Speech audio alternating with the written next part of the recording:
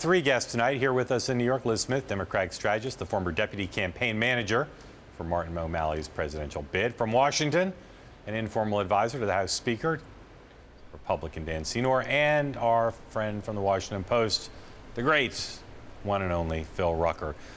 We saw President Obama there on his departure. I want to start with Dan, then Phil, then Liz. What's the best thing that's happened to the Democratic Party since Donald Trump's election? Dan, I think the best thing that's happened to the Democrats, and I think it's the best thing that's going to happen to Republicans too, which is it's going to force all of us to think long and hard, I think at a pretty philosophical and intellectual level, what we stand for. Donald Trump ran against both parties. The inaugural speech you heard today was almost a declaration of action and a warning against both parties, with both parties standing, with the leadership of both parties standing there right with them. And so both parties are going to have to decide. I think the challenges for each party and how they're going to react are obviously different, but they're both going to have to think seriously about what they stand for and why, because Donald Trump is going to challenge a lot of norms and conventions that we in both parties have gotten accustomed to. Phil, with the departure of Barack Obama as the leader of the party, what's the best thing that's happened to the Democrats? You know, it's reminded Democrats that they have problems that they're finally beginning to confront. Throughout the Obama years, his big victories in the presidential races has overshadowed a real decline for the Democratic Party at the Senate level, the House level, gubernatorial level, and the state legislatures. Now the party has sort of hit rock bottom, and they're going to have to rebuild, figure out what they believe, what they stand for, which voters they're fighting for, what their coalition is going to look like, and who their future leaders are going to be. And those are all the questions that Democrats are facing today. Liz, you see anything better for your party than the fact that Phil says you've hit rock bottom? Well, look, I think it's kind of lulled us out of complacency. I do think that having Barack Obama in the White House did make us a little bit complacent, and we forgot that governor's races matter, state leg races matter, and we now see a Democratic Party that's much more active. They're going to these town halls. They're demanding that their representatives give them answers on why and how they'll replace, why they'll repeal Obamacare and how they'll replace it. And my hope, as someone who's worked on a gazillion governor's races, is that finally the Democratic Party will stop just focusing on the White House, start looking to state houses across the country. I want to stay with you, Liz, just to extend this question, because the reality is, as we were noting earlier in the show, there's much more Democratic opposition to Donald Trump right now than there was Republican opposition to Barack Obama when he came in 8 years ago, and yet Republicans within 2 years made a lot of headway holding Obama back. Is the ACA a good test case for whether Democrats can get it together and marshal this energy to practically good ends if they can stop the repeal? I think it is. Look, I think the one note of caution, I would say, for Democrats, and my one biggest fear is that Democrats devolve into Trump derangement syndrome and just start losing their minds over every Trump tweet. If we focus on issues like ACA, talk about the real-life implications it has, and get people to flood their congressmen's town hall meetings, just as the Tea Party did years ago, we can use it as the same political cudgel that they did against Republicans. Dan, we saw Donald Trump at the luncheon after his inaugural address, hanging out with friends of yours like Paul Ryan, having a cordial exchange with Chuck Schumer, who he recently was referring to as a clown. Just stick to the Republican side, because you know better about that. What's it going to be like now between the Republican leadership, your friend Paul Ryan, Mitch McConnell, and Donald Trump?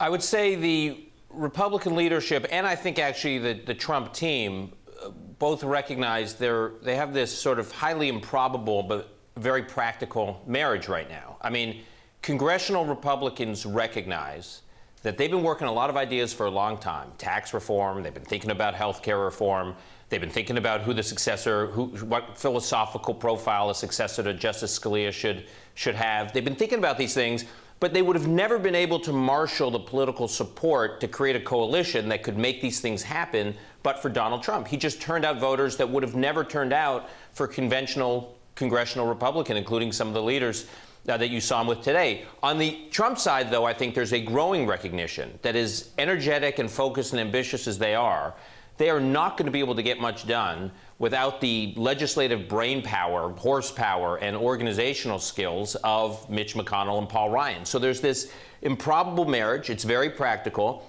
And I think there's also recognition among the congressional leadership, Republican congressional leadership, that Trump can turn on him on a dime. In other words, they're working together now. They've agreed on some agenda items. But if he senses that they are moving too slowly, or if he senses that they don't agree with him on everything, he can quickly cut deals with the other side, undercut the Republican leadership, and really turn his fire. I thought today's speech was essentially a warning to everybody that he could turn his fire on anybody at any moment. Phil, I don't want to ask you to be a prognosticator, but just give me a sense, given the realities we just discussed. Intense Democratic opposition, but some signs they might work with Trump on a few things. Republicans in a kind of an uneasy coalition, potentially with him, fully utilitarian. What do you think happens in this 100 days? Is this a big productive 100 days for Donald Trump, or are we going to see this thing start to unravel pretty quick? I think it'll be fairly productive at first. There are a number of things that Trump is going to be able to do himself on executive actions, some of them starting today and many more on Monday and in the days to come. And those are going to be victories for him. He's going to be able to tell the American people that he's getting things done. It seems like healthcare is moving fairly quickly, although certainly that's going to probably be a little more complicated than the president would like. But it's unclear how much of the rest of his agenda he's going to be able to muscle through in short order. I mean, he wants this presidency to be one of velocity. He just wants action fast, and that's not how the system works, even though the Republicans control both houses in the Congress. So it's going to be messy. Liz, into the current environment, which is pretty polarized and partisan, is about to come a Supreme Court nomination, which is in our politics today about the most polarizing event that occurs. What's the reaction of the Democratic Party going to be to a conservative nominee? Well, look, there's clearly a lot of frustration about how the Republicans, treated Merrick Garland and really slow walked that. And I think, so there are two schools of thought here about how we deal with Trump. And this is, I think, a big test. Right. Do we try to work with him, or do we resist him at every turn? And if it's someone who is completely antithetical, someone who we really believe would undermine, all the things we stand for, I do think you'll see Democrats fight like hell against him. But if it's someone that is miraculously somewhere toward the middle, I could see Democrats capitulating a little bit. Democrats will not benefit by being a party that doesn't make government work. We are, for good or for bad, the party of government, and we just cannot obstruct everything the Republicans do. Can I ask? Yeah. Liz? Go ahead. Liz, can I ask you a question? So I agree that if he picks a moderate, there's a chance he splits the Democratic Senate for the Supreme Court.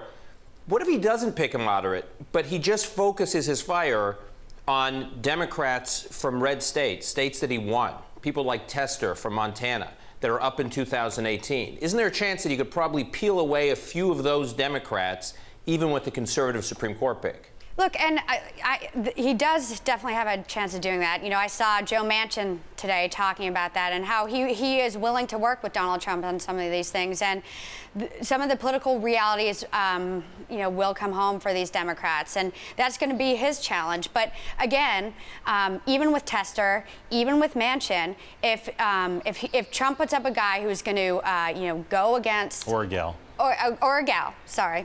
Girl or a gal, a guy or a gal. Who really goes against, core democratic values, I don't see them going along with it. So if it's someone who's going to undermine, labor rights, things like that, those guys aren't going to go along with it.